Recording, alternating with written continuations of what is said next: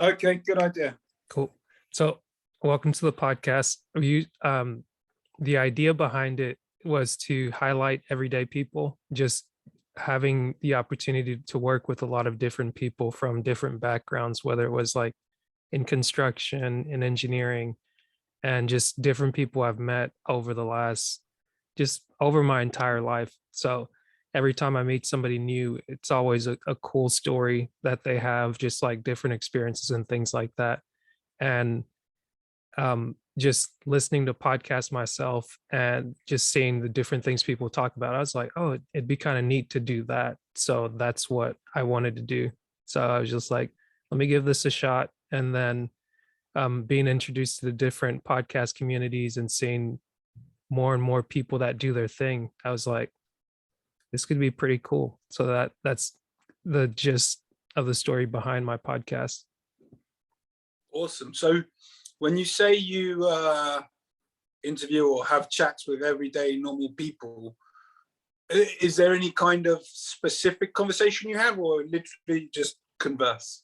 Usually just converse. I may ask two questions. I've been asking people who they say they are and what's something they gained from 2020 this year, because just last year a lot was going on. But typically I just try to tailor the conversation around the person and just kind of talk about what they want, to kind of give them like a personal platform where it's nice to hear like somebody else's story rather than just like, oh, like this is going on in the news, it's like it kind of gets tiring and a bit depressing listening to just like whatever's on TV if it's not something entertaining. So it's more fun to just talk with another person and just be like, okay, hey, there are regular people out here, or more than regular people, but just other people like myself or different that matter and that care about things in their own way. Awesome. So have you got any questions you'd like to ask me? Sure. Well, I'll ask you the first question. Gavin, who do you say you are? Who do I say I am? I wasn't ready for this question. This is a good question. I like it. I am a loving, caring, and kind, passionate, empathetic, compassionate human individual. Nice. Also, if we want to go a bit further, I'm an entrepreneur. I'm also a leader. I'm not saying that to kind of boost my ego. I just have a lot of leadership character traits. And yeah, I'm someone who likes to go on adventures and live life experiences that add meaning, and always challenge myself outside my comfort zone. Nice. I like that you mentioned leadership, because whenever I was first like coming up in elementary school, high school, and things like that, they always talked about leadership in a way as something you should strive for. So what is it about leadership that you value?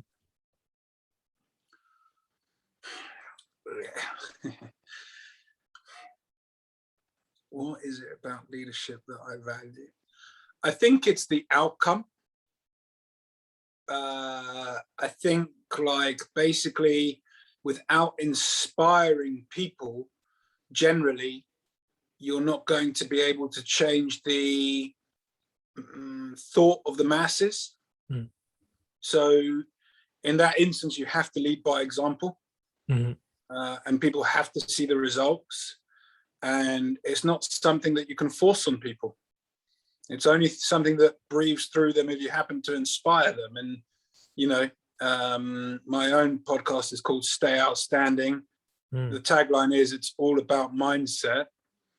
And that's basically, you know, in leadership, that's what you have to do. You just got to inspire, you know, and if you do that, you're going to change the world, hopefully for the better, if you're not an evil person. Which I'm definitely not, so we don't have to worry about that. And yeah, I think, you know, the world is always going through phases in its life, or even humanity, where it needs change. And I think over the last 100 years, the system that has been built to be resistant against change. And I think we're now in a time, perhaps more important than any other time before in history, where we need leaders to stand up and take us to the new age beyond this systematic resistance. I like that. I guess with leadership, do you value action over words, or which do you prefer? Well, it's quite interesting, actually, because sometimes words can have a greater effect than action.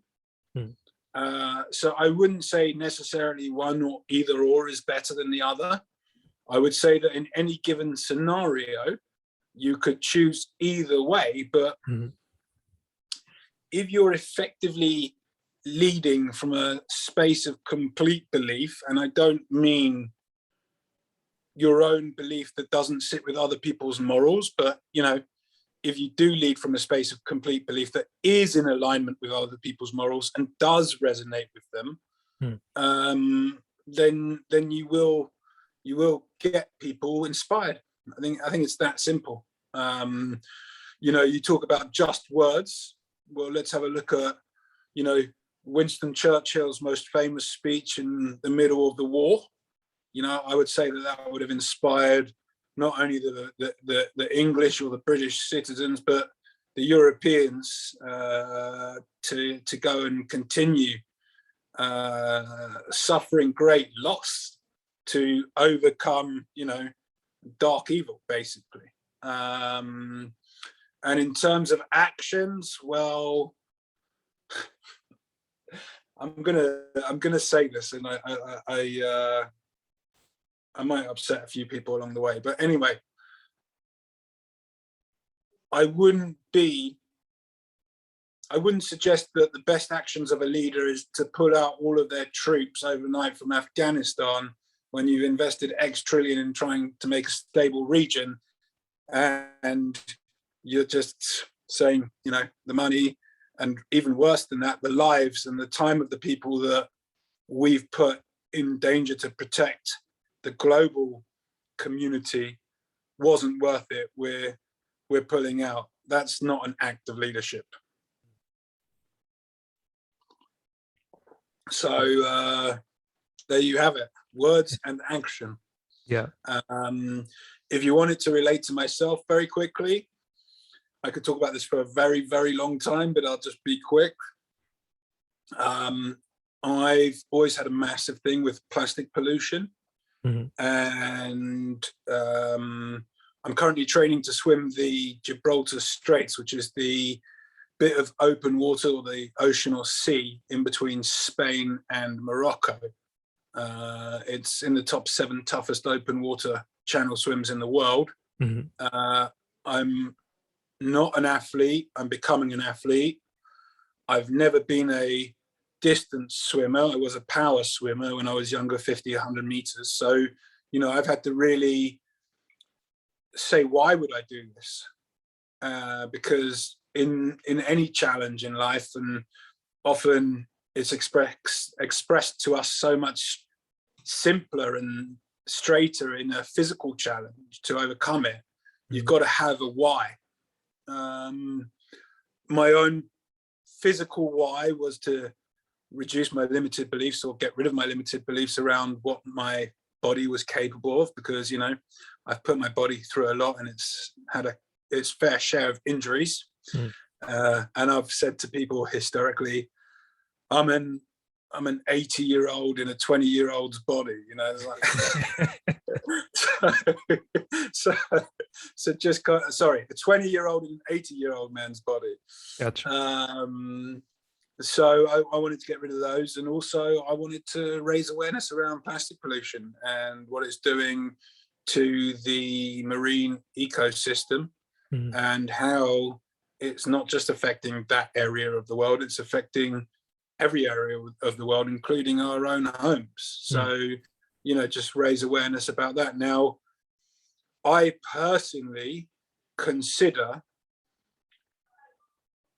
the greatest attribute of a leader is action. Mm-hmm. So what I've done is said, I want to see change. Mm-hmm. And often if you want to see change, it means you've got to be the change. So, I've started to put things in process in my house, trying not to bring plastic into my house, and just encourage others also, as well as obviously doing the swim and raising awareness through that. Hmm. So I guess with the swimming, would that be a fundraiser in doing that event? Yeah, absolutely.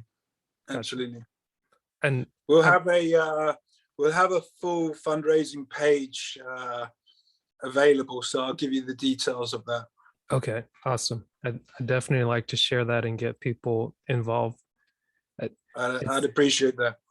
It's an interesting thing with when you mentioned plastics, because I hadn't thought about it until a few years back. I have family that's up in the Chicago area, and my brother was telling me that they've basically outlawed it in a big part, where they don't necessarily serve straws in restaurants and things like that, or plastic bags at grocery stores.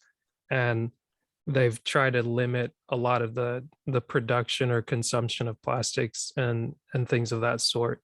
And even at some resorts, I think they've started to do away with a lot of plastics.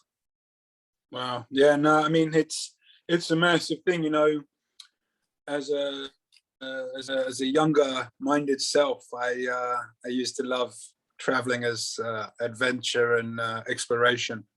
So I've traveled a lot, and when I first traveled, everything was in a pristine kind of environmental condition.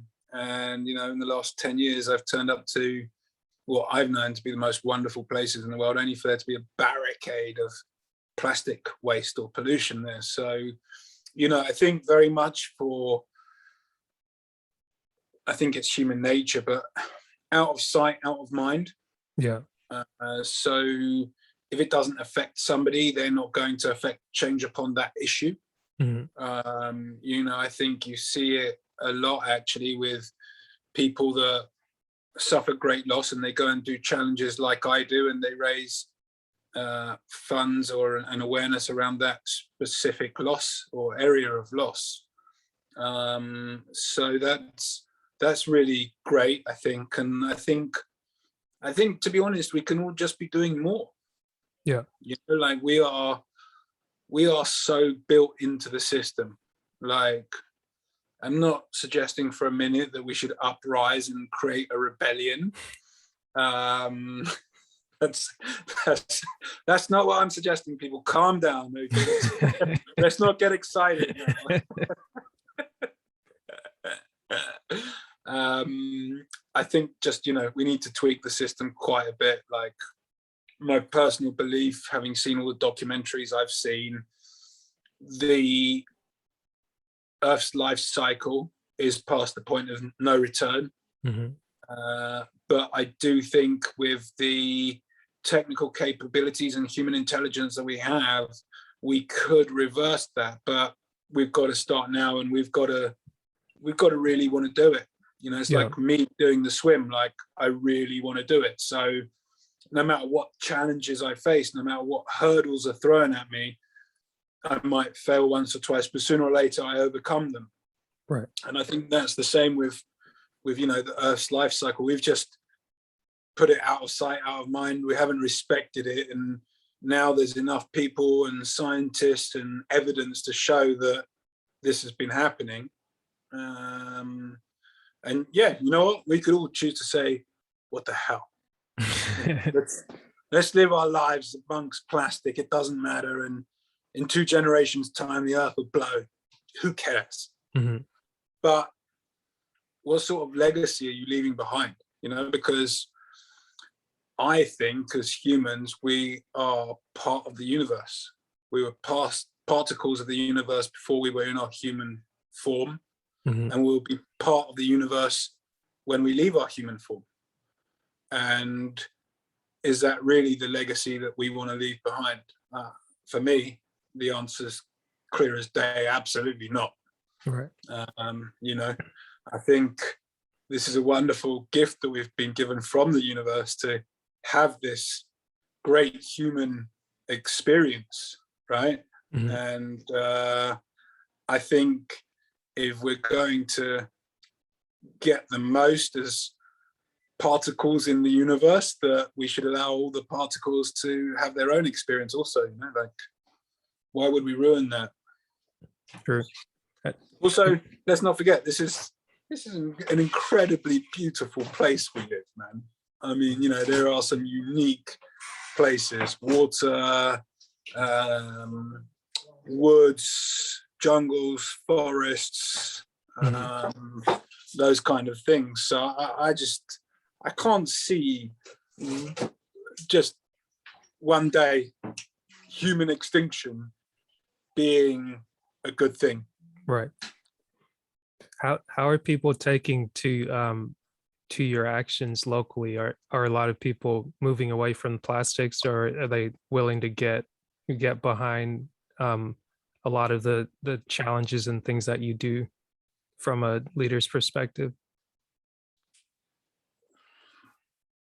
It's an interesting question.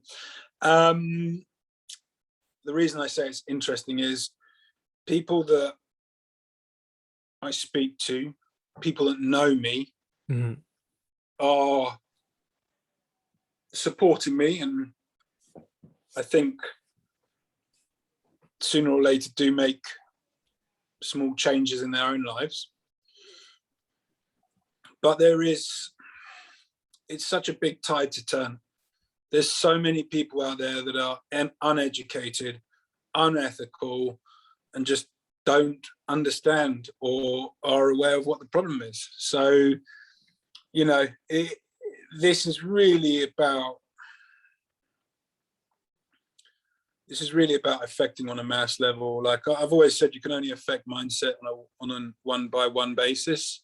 But if this takes, you know, 20,000 years, then I think we'll have lost the battle. So it's quite interesting what you were saying earlier about words or actions. I obviously promoted actions at the time when you asked me that question, but my own podcast is unreleased yet.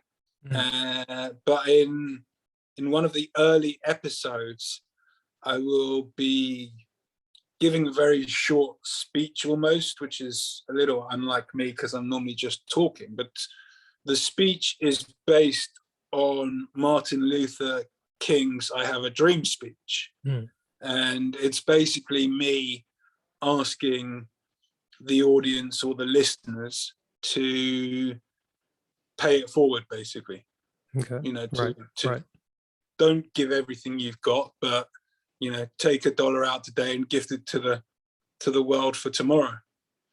And I think if something like that could go viral, then, you know, you begin to change mindsets more than one at a time. So True.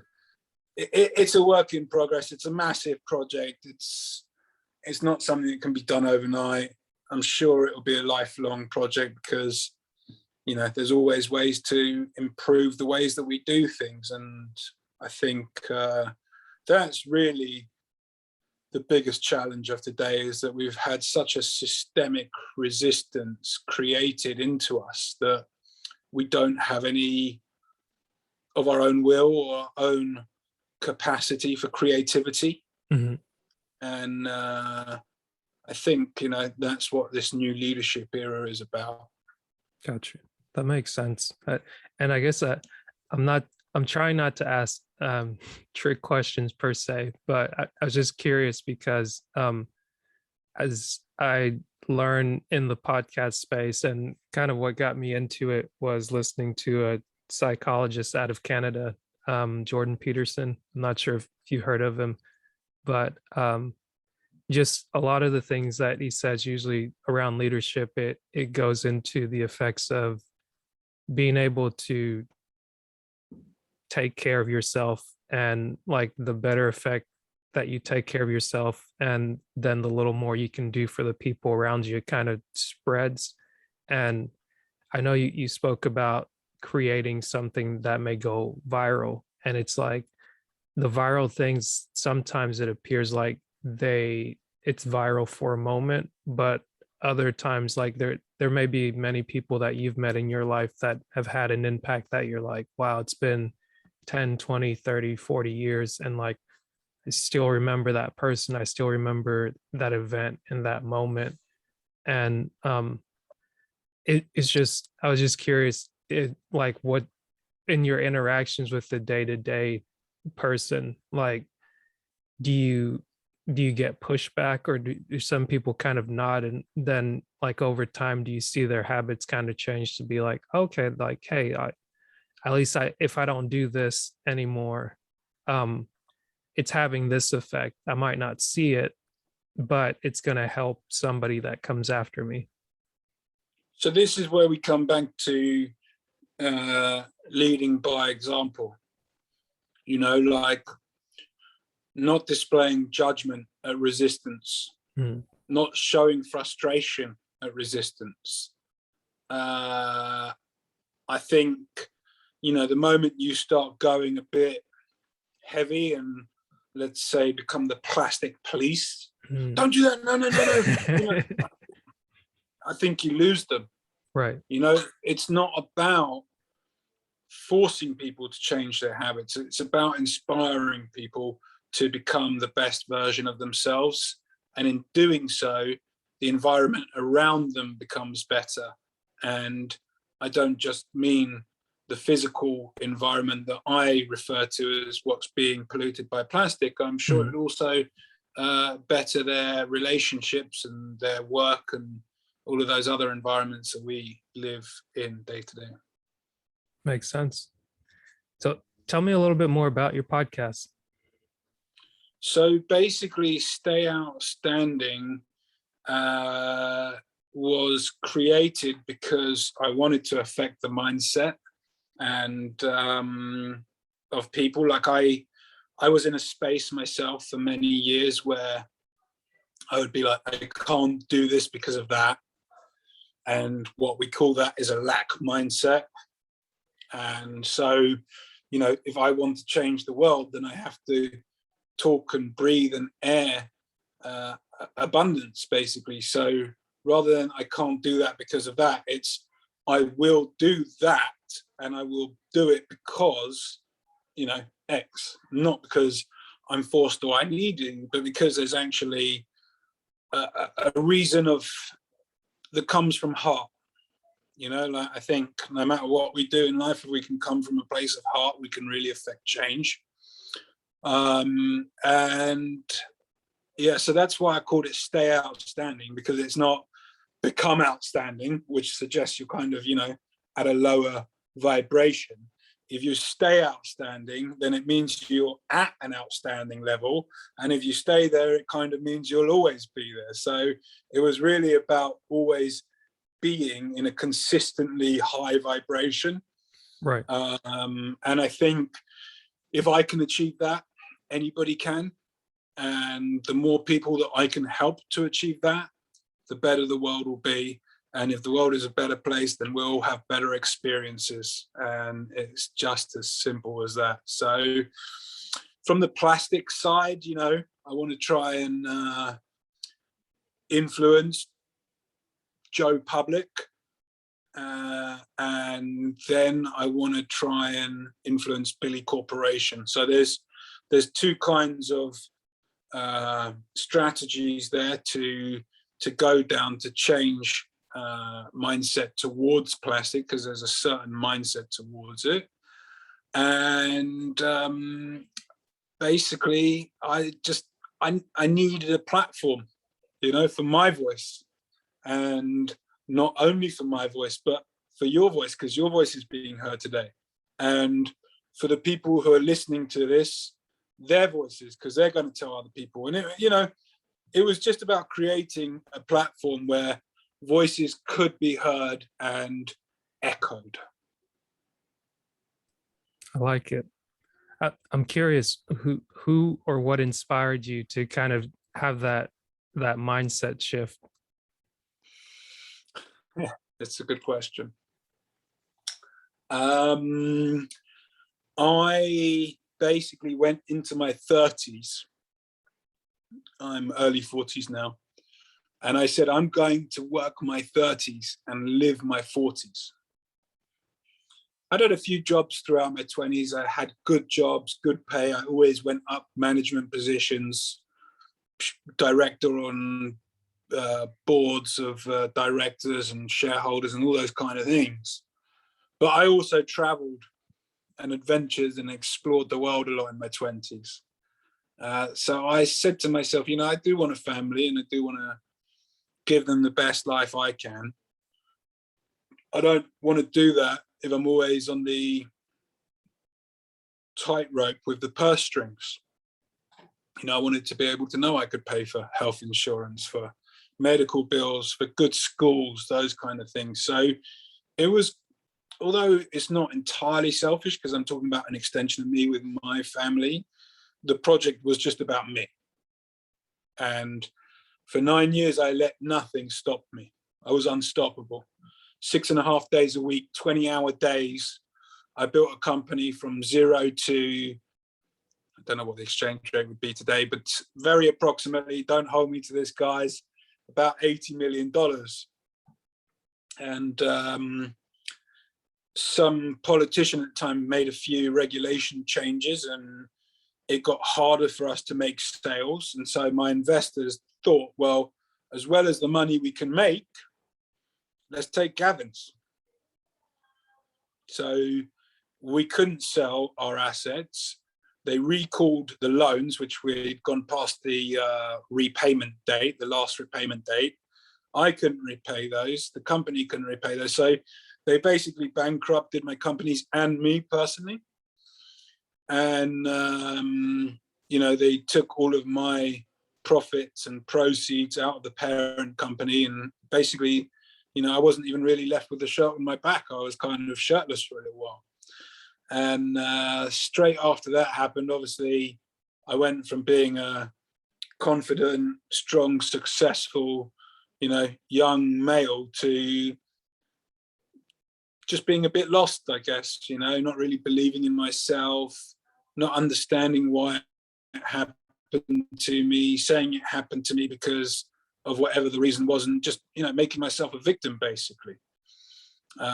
There's nothing I could have done that probably would have changed the outcome. And, I think each journey is our own individual journeys, and we're meant to have these journeys that kind of designed or destined for us before we even have them.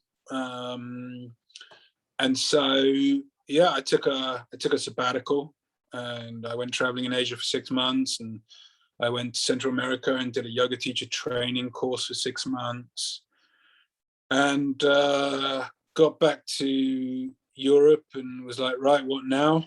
And I went straight off to Malaysia. I got a job offer in Malaysia. I'd never been to Malaysia. Going somewhere where I'd never been before seemed quite exciting on the outside, right? Being an adventurer and an explorer. So I went over there. I got to play lots of golf, which I love. I lived in the nice climate, which I really love. And I traveled around Asia for work. And on the outside, life was great, but I was still suffering from that victim mentality. And it was only really when the pandemic hit globally and everywhere on earth was locking down. It's not like today where some places are locked down and some places aren't. That was March 2020 where everywhere was locking down and no one was going to go anywhere for whatever it might have been. Mm. So at the end of March, I went back to London to spend the pandemic with my family. And I was kind of just what I would say reacting for all of those years since the bankruptcy, even in London. And it wasn't until August 2020 when I went on a holiday with a friend. And actually on the day that we were meant to travel, he said, Gavin, I'm not coming. I'm like, what do you mean? And he's like, look, I can't do the quarantine with the kids. I was like, fair enough. Well, I'm still going to go. So I went on holiday, and the 2 weeks were up pretty fast. And I was like, well, it's pandemic. There's no point going back now. I was in Spain. Nice climate, beautiful golf, good fruit, local vegetables, that kind of thing. And I just kept extending and extending. And I've now got my residency in Spain, having stayed there since last August, basically. And it was October, November, December time in the second Spanish lockdown that it really just sort of hit me. It was kind of an awakening. I was on a mentor of mine's program. He's a life coach. And the awakening was, if I can't affect the outside world, then let's affect the inside world. And it was that retrospective perspective that really allowed me to look deeper how past experiences had emotionally hurt me and what the consequential reactions of those had been. And to many extents, I'm far from perfect. I'm still going through that healing process. And I think actually, if we are growing, then we should continually be going through a healing process. But basically, yeah, I just woke up one day and was like, right, no more reacting to things. Mm-hmm. Let's take back the reins of our subconscious and conscious and drive them where we want to go, because at the moment it's not happening. Right. I like that. I guess just to kind of piggyback off of that, is that what's one of the main things you gained from the year 2020? Yeah, well, I mean, basically, yes, you're right. My consciousness. I'm back. I'm back in a human experience, acting and not reacting, and that for me was massive. But also, I guess since we've already talked about that, if you want me to give another nugget, I would say, I'm from London. I've got a huge network of friends and family here and business contacts. And as an adventurer and explorer, I've always wanted to live in a climate that better suited me.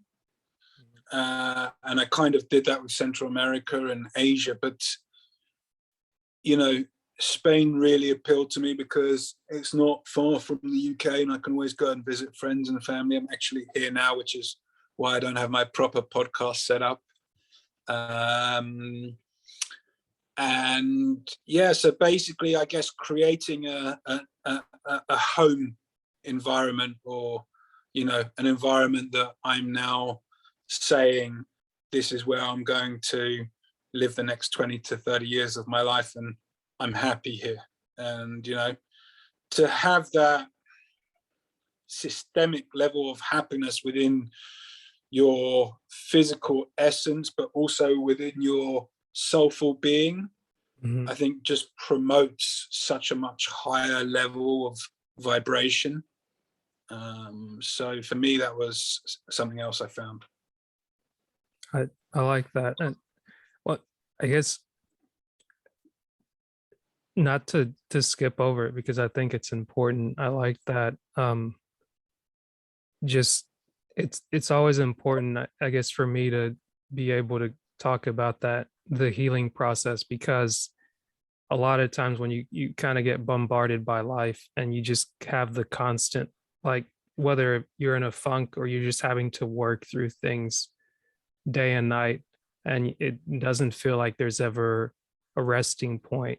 So it's like, unless you have time to kind of sit, be still, even get enough rest on a day-to-day, it's hard to think about, like, okay, what's happening to me, what's happening around me, and what can I do about it? And a lot of times, even for myself, going through coaching and learning how to take care of myself, like you were saying, take care of the inner instead of trying to have so much effect on the external. It's like the more you can take care of what's going on internally and making sure that you're in your right mind where you're supposed to be, the effect that you start to have on the world outside yourself, it surprisingly gets bigger and bigger.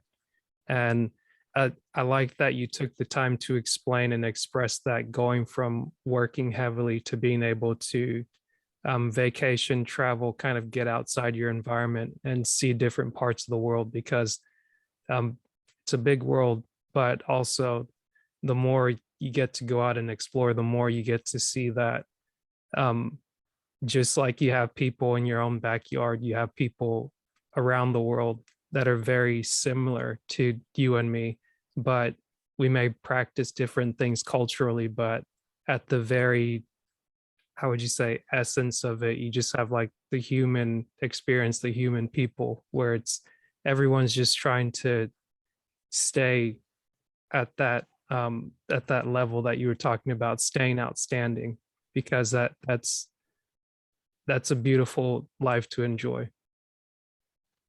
I truly believe everybody's got the ability to stay outstanding. It's just that we've been in this funk, as you say, or however you so choose to express it, that we don't recognize that as humans we are outstanding beings. You know, there's no place in this universe that we've visited where we've found a better display of a life form being outstanding. So, you know, by our very definition, we are outstanding, and so many people are not fulfilling their full potential, and it's really about recognizing that. And I think, really importantly, if you're listening to this podcast, you know, Asha was talking a lot about the healing process, as I mentioned it, and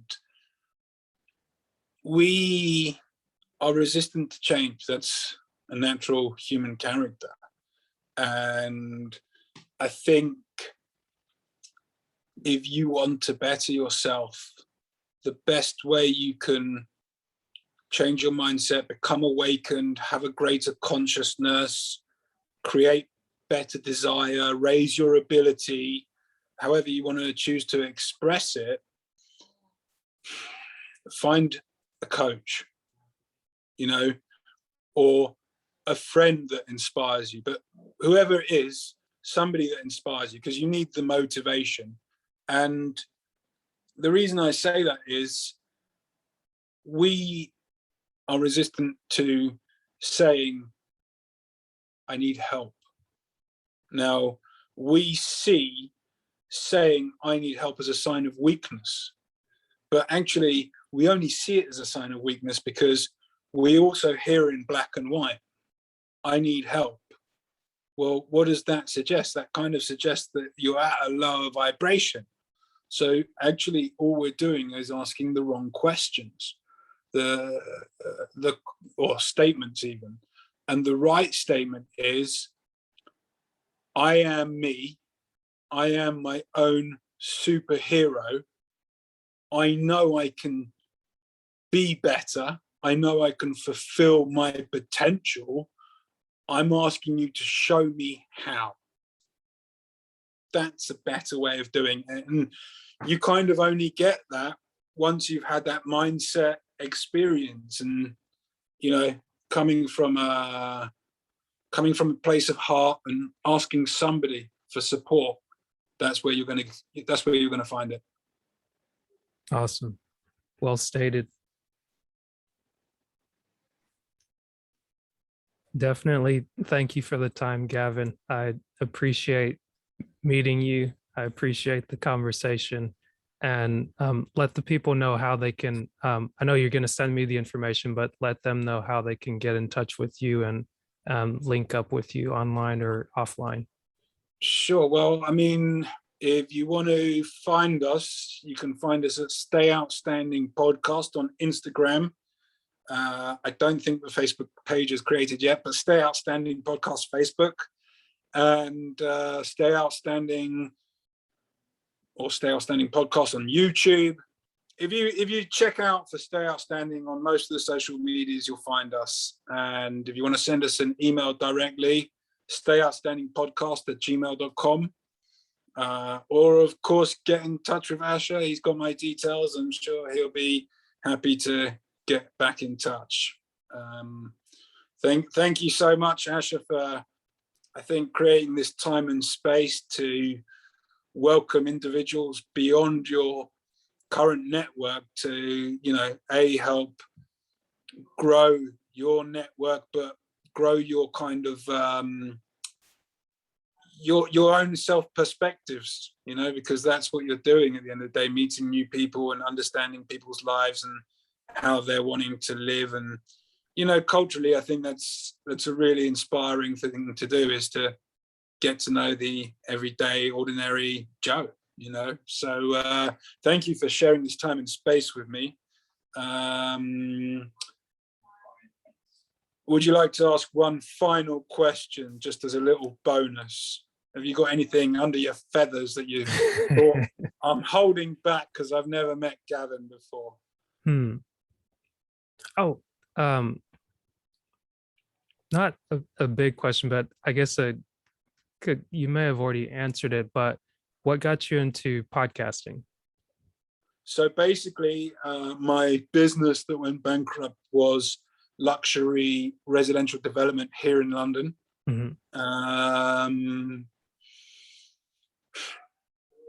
I kind of basically am an entrepreneur, and I believe that all entrepreneurial skills are transferable, so that you don't necessarily have to stay in the same industry or business. And I think, when you become awakened or have an increased sense of consciousness, you really want to align with your truth, and you kind of find that truth in your own heart. And as much as I loved what I was doing, it wasn't serving. I really want to help people to be the best version of themselves. I want to make sure that this environment that we live in, that we call Earth, remains the beautiful place that we've all had to experience. And in that world, I wasn't serving. So, I thought podcasting, as I said, was a good platform for my voice, for others' voices and actions. So, yeah, it's funny how things happen. I was doing some life coaching, as I said, with my mentor, and he sent out an email to his friends or his list, and it was from a podcasting guru, and the guru was offering a free masterclass. And so I went along to the masterclass, and I thought, yeah. So, it's funny how journeys start. It's, you might not think that you were the creator of your journey, but somewhere in your consciousness, you planted those seeds. And, I met my life coach for a reason, and then I received that specific email for a reason, and then I attended that masterclass for a reason. And, that's kind of what we do with seeds, right? We plant them, and then they basically turn into little plants or trees or whatever they're due to become. But through nurture, they become a lot more than they were. So, yeah, I think that's it. Nurture your own seeds, people. Plant your own seeds, and make sure you're living from a place of heart. Awesome. Oh, I do have a question that came to mind. Go on then. I'm trying Extra bonus, people. Let's do it. I'm trying to see how to best ask it, but with all the work that you do, how and where do you find rest?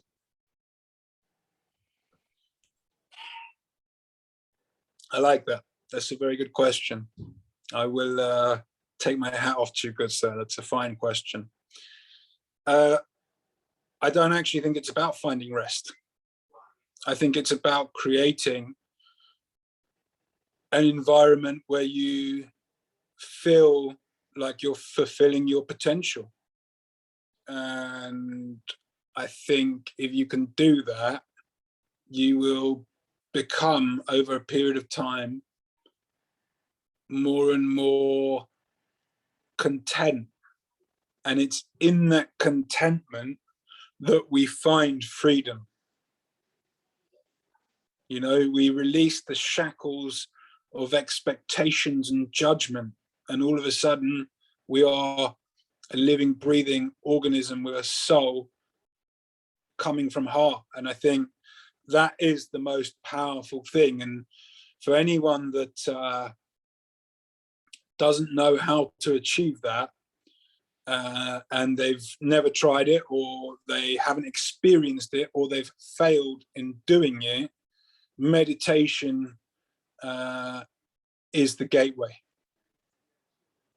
So yeah, if you want to have a meditation experience, get in touch. I'd be happy to give you a one-on-one, or even we can do a mass meditation. But that's the single easiest way to get into a space of freedom, I'd say. And if you can do that, I think you become restful, because the mind is so active today, or even overactive, that if you can create a space where you can separate your being, and that's your mind, your body, and your soul, and you can just live in soulful bliss, then you find that freedom, my friend. And that freedom gives you great rest. Well said. Thank you. So I'm happy to have answered the 2 extra bonus questions, and I hope that people listening got great value from them. And I thank you for delving deep there, Asher. That was really good. I think, people out there, unless they hear this, they might not, awaken to it or be aware of it. So from me to you, and from everyone out there listening, thanks for asking those questions, and thanks for being such a good host. And you're very welcome. It's been a real pleasure sharing this time and space with you. Likewise. Hope to do this again very soon. I look forward to it, my friend. I look forward to it. And this time I'll be the one asking the questions. Awesome. I'm just kidding, but yeah. Hey, I don't mind trading reps. Thank you. Take care. All right. All the very best.